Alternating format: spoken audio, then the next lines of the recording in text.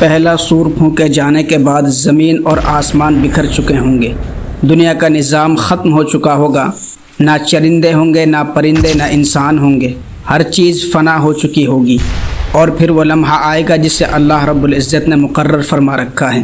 حضرت اسرافیل علیہ السلام دوسرا سور پھونکیں گے۔ یہ وہی سور ہوگا، لیکن اس بار آواز موت کی نہیں بلکہ زندگی کی ہوگی۔ اچانک زمین پھٹنے لگے گی، پرانی قبریں جو صدیوں سے جسموں کو اپنے اندر سمیٹے بیٹھی تھی ٹوٹ کر پھٹ جائیں گی، قبریں ایک ایک کر کے الٹی جائیں گی جیسے اندر سے کسی نے زبردستی باہر دھکیل دیا ہو۔ کفن میں لپٹے جسموں کے ٹکڑے، مٹی میں ملی ہوئی ہڈیاں اور گوشت سب ایک ساتھ حرکت میں آ جائیں گے۔ وہ جسم جنہیں زمین نے کھا لیا تھا پھر سے جمع کر دیے جائیں گے، ہڈیوں پر گوشت چڑھا دیا جائے گا، رگوں میں خون دوڑنے لگے گا، آنکھوں میں روشنی واپس آ جائے گی۔ اچانک ایک جھٹکے کے ساتھ لوگ کھڑے ہونے لگیں گے، کوئی حیرانی میں اپنی آنکھیں مل رہا ہوگا، کوئی زمین کو دیکھ کر کانپ رہا ہوگا۔ سب ننگے پاؤں ہوں گے، ننگے بدن ہوں گے، اور سب کے چہروں پر خوف کی لکیریں ہوں گی۔ کسی کے چہرے پر حیرت ہوگی، یہ کیا ہو رہا ہے؟ کسی کی آنکھوں میں خوف ہوگا، میں کہاں آ گیا ہوں؟ کوئی قبروں سے رینگتے ہوئے نکلے گا، کوئی اچانک پوری قوت کے ساتھ کھڑا ہوگا، لیکن ایک بات سب میں برابر ہوگی، خوف اور دہشت۔ یہ زمین بالکل برابر کر دی جائے گی، نہ پہاڑ ہوں گے، نہ درخت، نہ بستیاں، بس ایک کھلا میدان ہوگا، جہاں تک انسان کی نگاہ پہنچے گی وہاں تک نظر آئے گا۔ آسمان سرخ کر دیا جائے گا جیسے آگ جل رہی ہو، ہوا میں گھٹن ہوگی جیسے سانس لینا مشکل ہے، صرف زمین کے پھٹنے کی گرج اور لوگوں کے قدموں کی چاپ سنائی دے گی۔ اس دن ہر انسان ہکا بکا رہ جائے گا، کوئی اپنے ہاتھوں کو دیکھ رہا ہوگا کہ یہ دوبارہ گوشت میں کیسے بدل گئے، کوئی اپنی آنکھوں کو ٹٹول رہا ہوگا کہ یہ دوبارہ کیسے دیکھ رہی ہیں، کوئی زمین کو دیکھ کر کانپ رہا ہوگا کہ وہ قبر جس میں صدیوں سویا تھا آج ٹوٹ کر بکھر گئی ہے۔ کچھ لوگ مٹی میں لت پت اٹھیں گے، کچھ اپنی قبروں سے بھاگ کر نکلیں گے جیسے کوئی آگ ان کے پیچھے لگی ہو، کچھ اپنے کفن کے ٹکڑوں کو سمیٹنے کی کوشش کر رہے ہوں گے۔ ایک ہی لمحے میں اربوں انسان زندہ کر دیے جائیں گے، آدم علیہ السلام سے لے کر آخری انسان تک سب ایک ہی میدان میں ہوں گے۔ ہر نسل، ہر زمانہ، ہر قوم سب اپنی اپنی قبروں سے اٹھ کر ایک ہی جگہ جمع ہوں گے۔ پہلے سور کے بعد 40 سال دنیا ویران پڑی رہے گی، نہ کوئی انسان باقی ہوگا، نہ کوئی جانور، نہ کوئی چرندے، نہ کوئی پرندے، ہر طرف سناٹا ہوگا، زمین اجڑ جائے گی اور فضا پر ایک خاموشی چھا جائے گی۔ پھر اچانک اللہ تعالیٰ آسمان سے ایک بارش برسائے گا، ایسی بارش جو عام بارش نہیں ہوگی بلکہ زندگی کی بارش ہوگی۔ اس پانی کے چھینٹے زمین میں جذب ہوں گے اور انسانوں کے جسم قبروں سے ایسے اگنے لگیں گے جیسے بارش کے بعد سبزہ زمین سے اگاتا ہے۔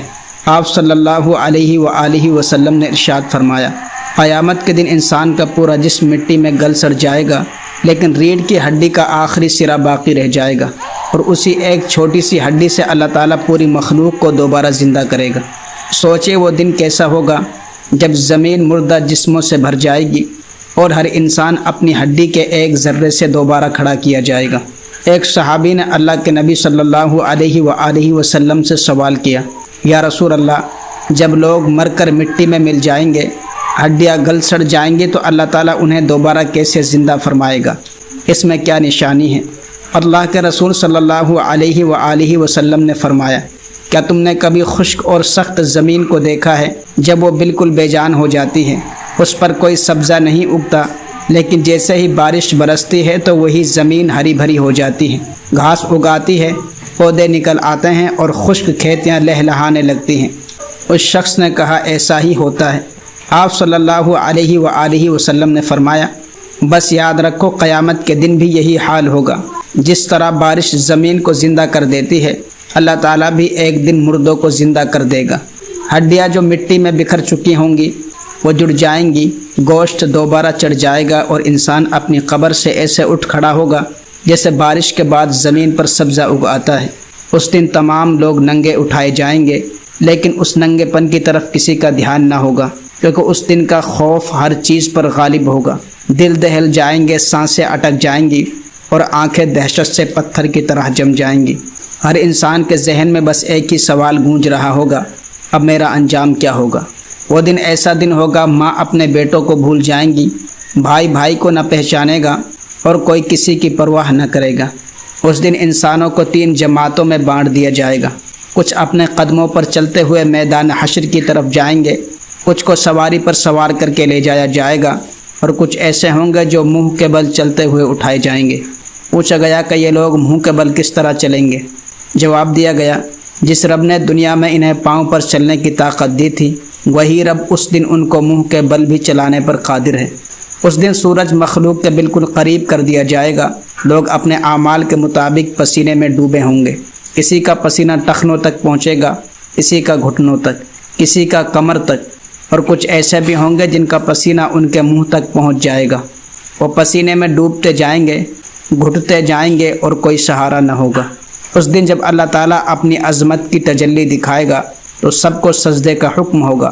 مومن فوراً جھک جائیں گے، لیکن جو دنیا میں دکھلاوے کے لیے سجدہ کرتے تھے ان کی کمر تختے کی طرح اکڑ جائے گی۔ وہ چاہیں گے کہ جھک جائیں، مگر جھکنے کی طاقت نہ ہوگی۔ اس دن جس کا نامہ اعمال دائیں ہاتھ میں دیا جائے گا وہ خوشی سے جھوم اٹھے گا اور دوسروں کو خوشخبری سنائے گا۔ اس کا حساب بہت آسان ہوگا۔ لیکن جس کا نامہ اعمال بائیں ہاتھ میں دیا جائے گا اس کا چہرہ بالکل بگڑا ہوا ہوگا۔ تمام مخلوق کے سامنے اس کو ذلیل کیا جائے گا۔ یہ تھا قیامت کا دوسرا دن، جب زمین پھٹ جائے گی، قبریں کھل جائیں گی اور انسان اپنے رب کے حضور کھڑا ہوگا۔ اس دن نہ مال کام آئے گا نہ اولاد، صرف ایمان اور نیک عمل ساتھ ہوں گے۔ آج جو وقت ملا ہے یہی موقع ہے کہ توبہ کر لی جائے اور اللہ اور رسول صلی اللہ علیہ وآلہ وسلم کی اطاعت کی جائے، ورنہ کل کے دن پچھتاوے کے سوا کچھ حاصل نہ ہوگا۔